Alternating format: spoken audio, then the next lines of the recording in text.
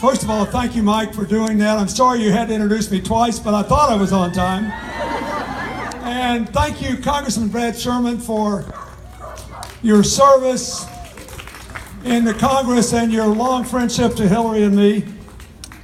I want to thank our friend Randy Gruhl, who's here, and for her support, and State Assemblyman Richard Bloom, and all the rest of you who've come here to support Hillary. I also want to say I'm glad to be in Santa Monica at the end of the day, because 2 of the stops I made today, it was well over 100 degrees. And shucks, I need my coat now. Look, first, for those of you who came here supporting Hillary, I thank you. And let's get the business end of this out of the way.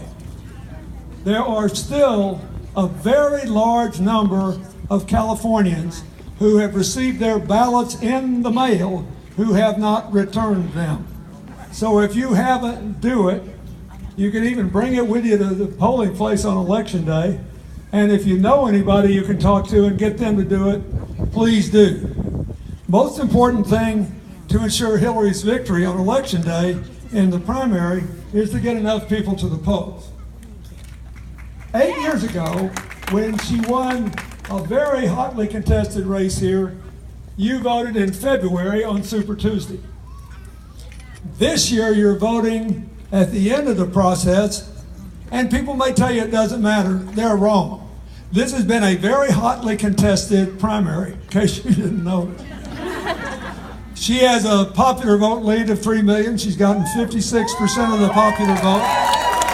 She has a delegate lead of nearly 300 pledged delegates.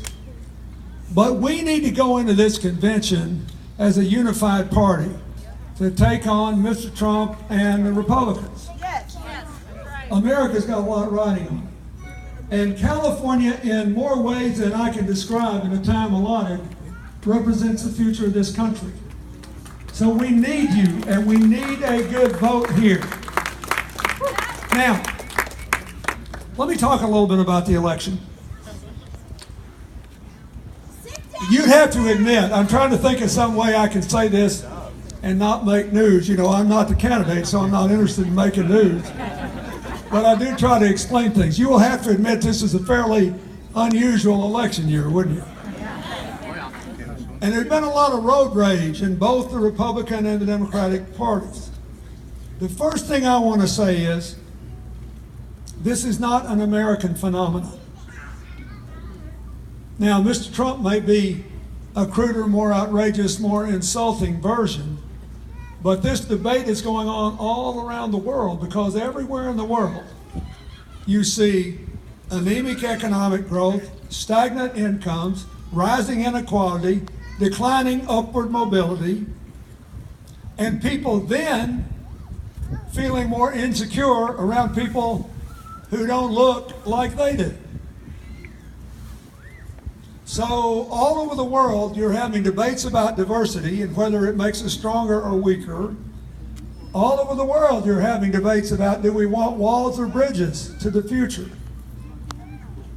In Austria, for goodness sakes, which has an unemployment rate, last time I checked, of under 5%, a small country with a very well-balanced economy, high growth, high incomes, they came within 0.5% of electing a president who said it's time to put the walls up. We got the biggest immigration crisis since World War II.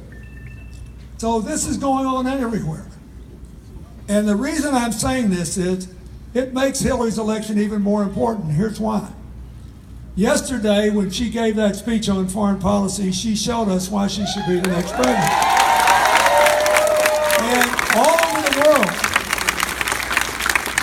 because people are feeling the same pressures, squeezing incomes, concerns about the future, anxiety about diversity, they're looking to see what America's going to do.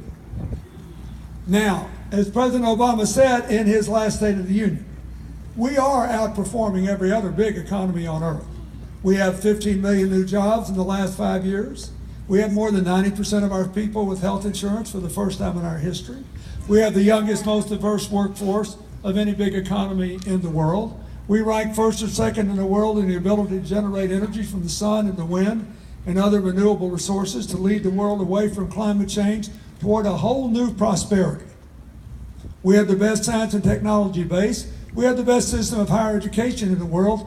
We just need to make it affordable for everybody and give a sensible plan so people can get this debt off their back that's paralyzing so many young people. So, if I were 25 again,